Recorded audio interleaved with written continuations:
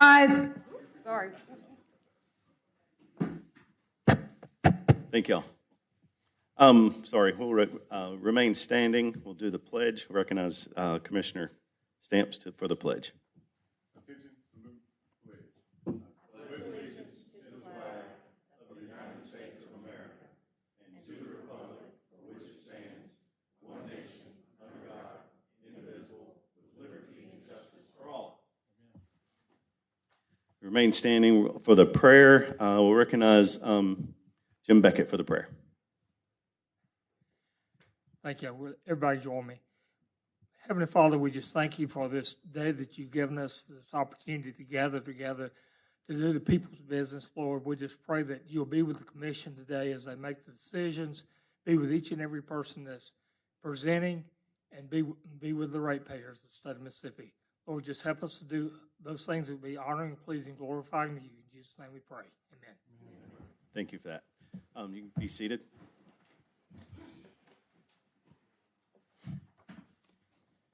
Before we get started with the agenda, I want to recognize Commissioner Stamps for the presentation of a resolution. Thank you, Mr. Chairman. Will Ms. McClure please come forward? And will the Deviney family please come forward?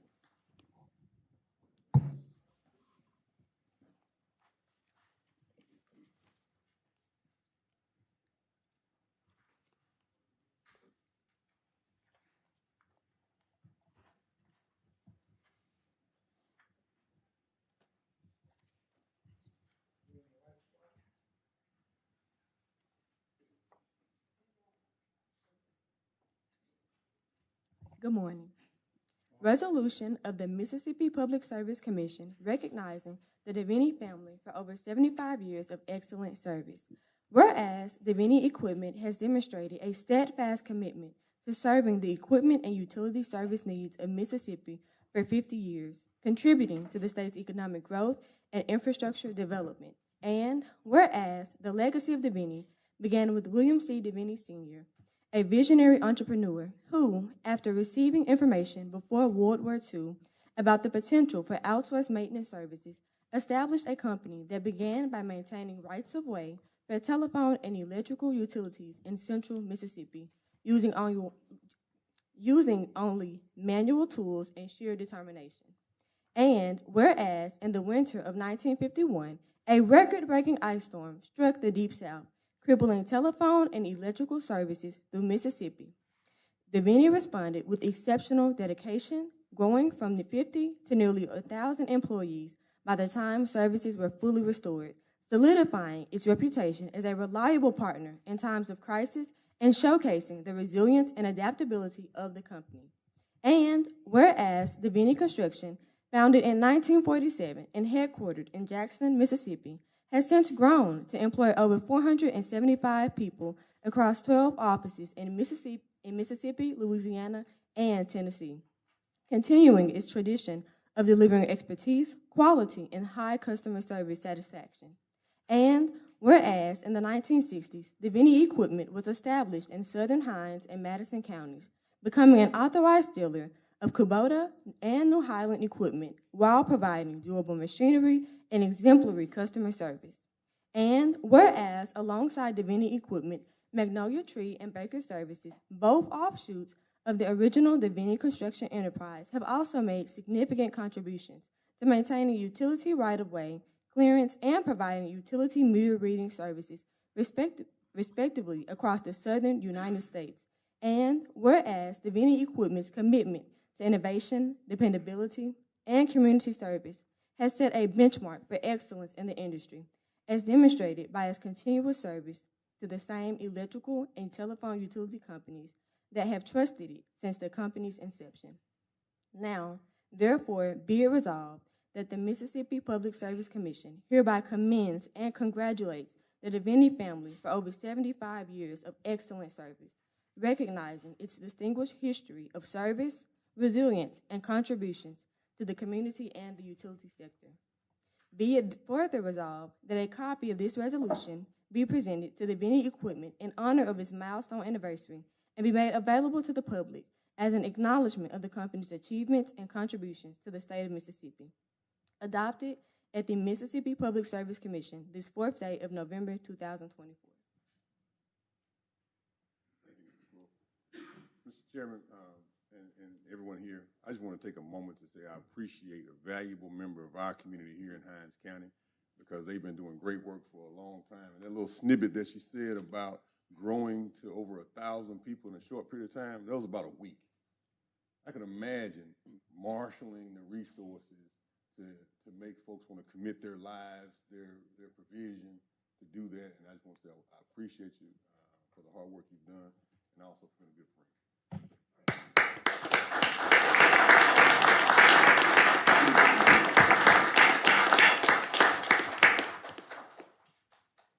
We feel like a very blessed family, very honored today that we've been selected to be recognized. You selected me and my brother Bruce, but you also selected the thousands of people that have worked with us for the last 75 years. And I can't thank you enough. I think you're going to be an excellent commissioner. I'm proud of you. I'm proud of what y'all are doing up here, working with the utilities. I see what it's like when they're not regulated by the Public Service Commission. And it's a whole different world because the quality of the product goes down.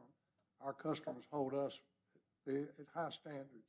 If a pole's broke, we got to get it fixed in 3 or 4 hours. If the cable's cut, we got to be there pretty quick.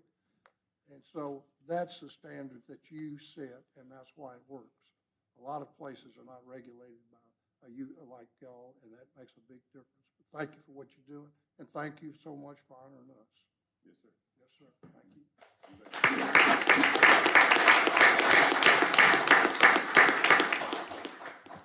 Okay, do I have a motion? So moved. Do I have a second? Second. All in favor say aye. Any opposed? Resolution is adopted. Thank you, Commissioner Stamps, and thank you, Mr. To the Deviney Company. Thank y'all so much.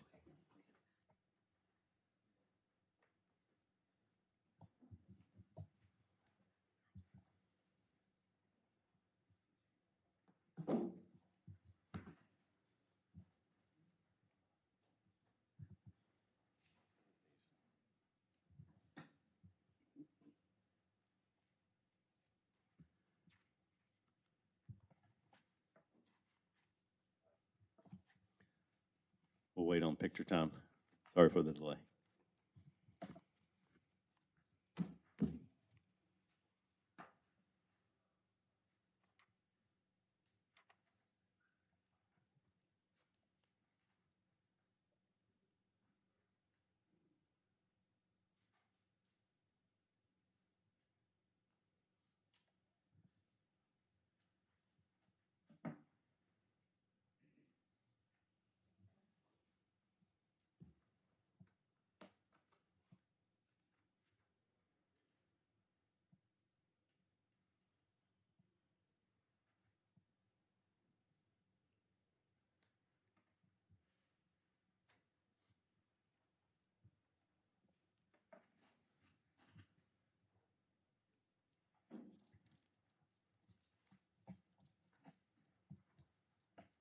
Thank you, Mr. Chairman. Yes, sir. Good job, Commissioner Stamps. Thank you for that. We'll move on to the agenda. We'll start with the consent docket. Item number 1, adoption of proposed consent docket for the November 2024 open meeting of the Commission. Do I have a motion? So moved. Do I have a second? Second. All in favor say aye. Aye. Any opposed? Motion carries. Thank you, gentlemen. Move on to energy, electric, natural gas. Mr. Myrick, you're recognized to present item number 1, docket number 163, UA 776. Thank you, Mr. Chairman. Oh, sorry, miss. That's okay. Commissioners, this is a joint petition by Mississippi Power Company and Coast Electric Power Association for an amendment to the Commission's previous orders in this docket and for approval for the confidential stipulation between the parties that will allow Mississippi Power Company to provide retail service to the customer specified in the confidential stipulation. The entire campus of the Stennis Space Center is located in Coast Electric's certificated area And in 1963, in this docket, the Commission approved orders allowing Mississippi Power Company the ability to serve the Stennis Space Center. Currently, a new customer is looking to locate a facility on the Stennis campus, and both Mississippi Power Company and Coast Electric have agreed that Mississippi Power Company is in a better position to provide service to the new customer. Both parties entered into a confidential stipulation agreeing to the terms in which Mississippi Power will provide service to the new customer, and staff recommends approval of the confidential stipulation.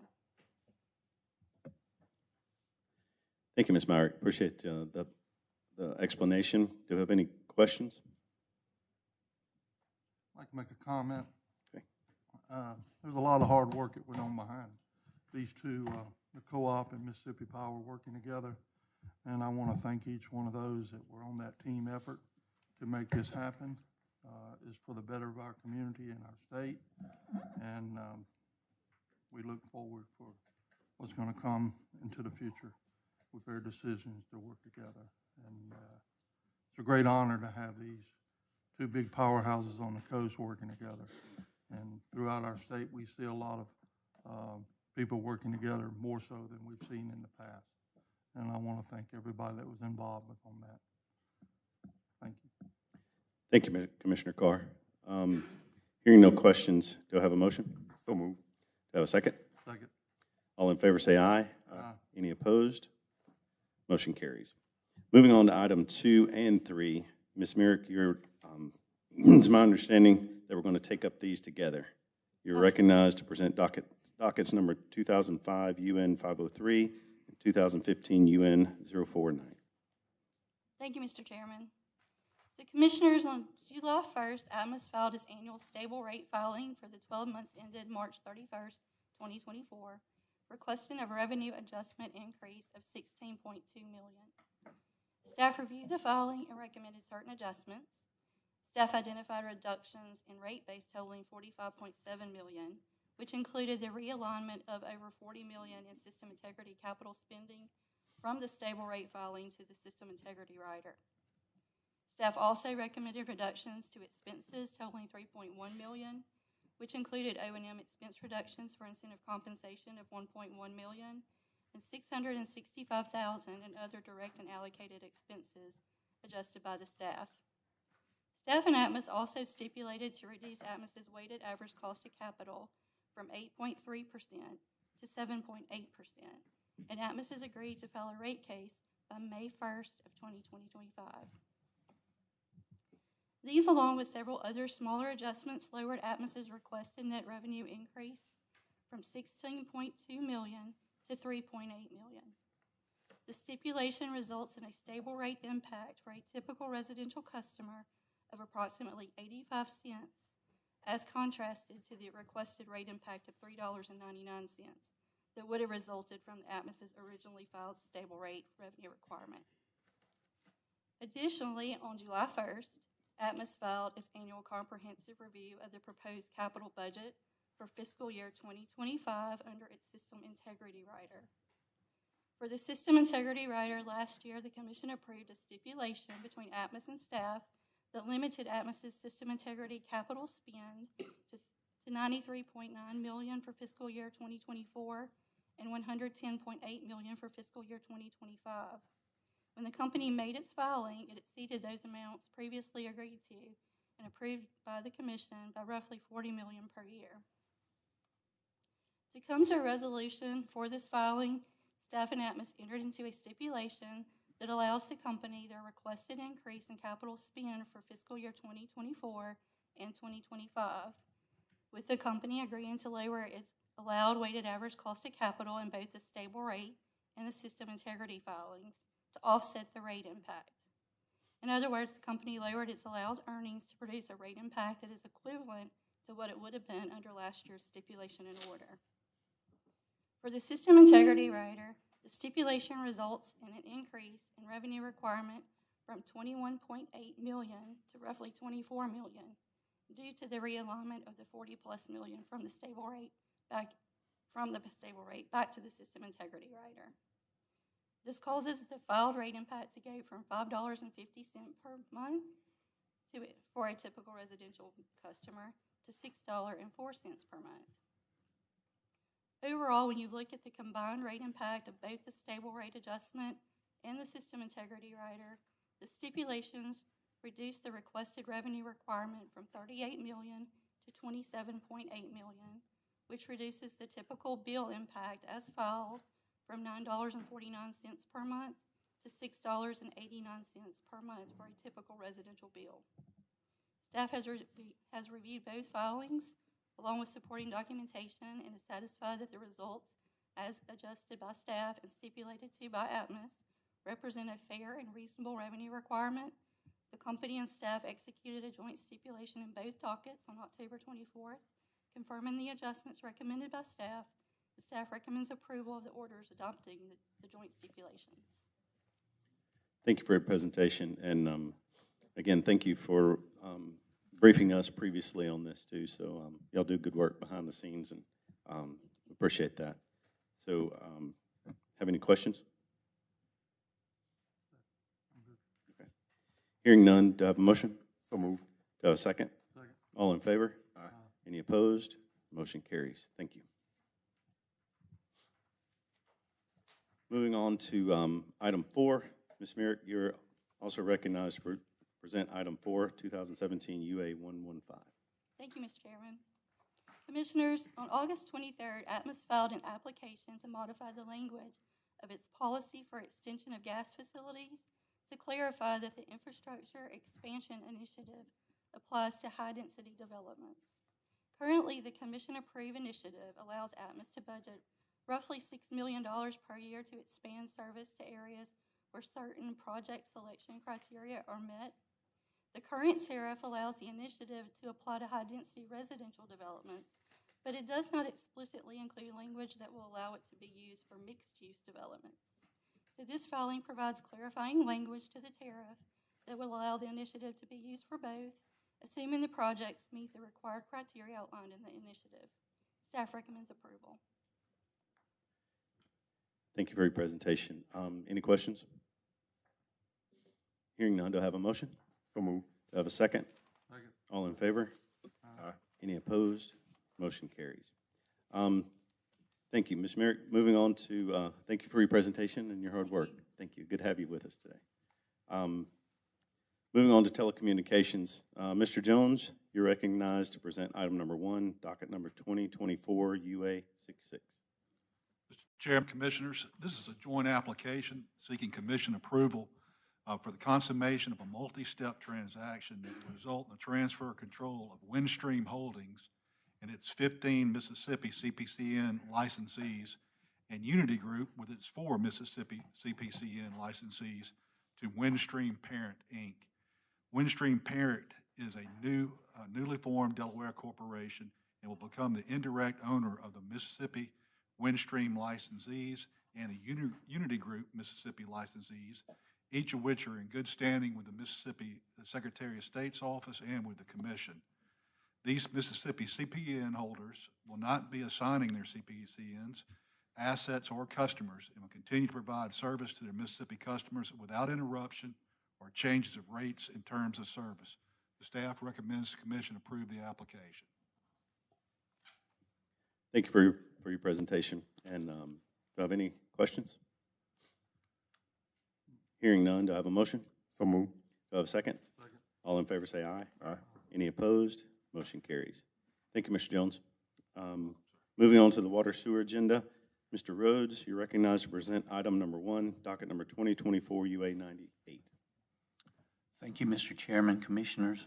The Jackson County Utility Authority and the City of Moss Point have filed a petition, a joint petition requesting the cancellation of the Certificate of Public Convenience and Necessity currently held by the City of Moss Point in the area that was classified as the Escataba Utility District for both water and sewer service for Jackson County, Mississippi. Prior to this petition, the Board of Aldermen for the City of Moss Point approved a resolution authorizing the sale of the water and sewer systems that were a part of the old Escataba system, which is currently being run by the City of Moss Point, to the Jackson County Utility Authority. This will include all assets that were a part of the old Escataba Utility District. In recent years, the city of Moss Point has experienced various difficulties in managing these systems, both financially and from an operational standpoint. From a managerial and economic perspective, all parties involved feel that the customers are best served by the Jackson County Utility Authority. From the information obtained from the filing and the data requests received by the staff, it's staff's recommendation that this CPCN be canceled. Thank you, Mr. Rhodes. Have any questions? Yes, sir. Roughly how many customers? It's approximately 2,200, but as I had told you before, the records were so bad, that is an estimate, but it's somewhere close to 2,200. So will the rates stay the same? Yes, sir. Thank you, Mr. Carr. Any more questions?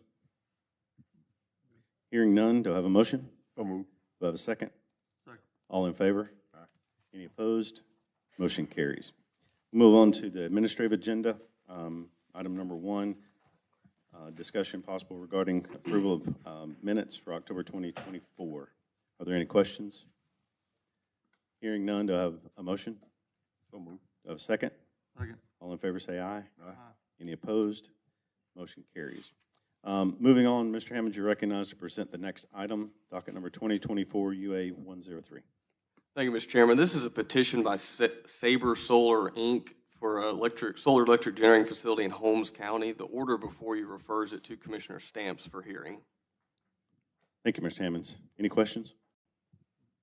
Hearing none, do I have a motion? So moved. Do I have a second? Second. All in favor say aye. Aye. Any opposed? Motion carries. Moving on, item number 4, Mr. Hammonds, you're recognized for that one as well. Thank you, Mr. Chairman. This is related to the Commission potentially entering into an executive session related to Great River Utility Operating Companies pending rate filing in docket number 2024 UN 26 and 27. The technical requirements of going into an executive session are as follows. A member must make a motion in open meeting for the meeting to be closed to determine whether or not the Commission should declare an executive session. The statute does not require a second to this motion, but the vote on this motion must be taken in open meeting. If a majority votes to close the meeting to make a determination on the question of an executive session, the meeting will be closed for this purpose. No other business during the closed interim shall be considered until a vote has been taken on whether or not to declare an executive session. In order to go into an executive session, a majority must vote in favor of it. Following the closed session, the Commission must go back into an open meeting and state the reason for going into executive session, and this reason and the total vote must thereafter be recorded on the minutes of the meeting. Following an executive session, the Commission must go back into an open meeting. So, Mr. Chairman, just somebody would need to make a motion to go into a closed meeting. Thank you, Mr. Hammonds. I'd like to make a motion to open for this open meeting to be closed to determine whether the Commission should declare an executive session. Do I have a second? Second, as long as we can just step out back, not kick everybody out. That's correct, yes. Okay. Yes, sir. So I have a second. All in favor say aye. Aye. Any opposed? Motion carries. Thank you.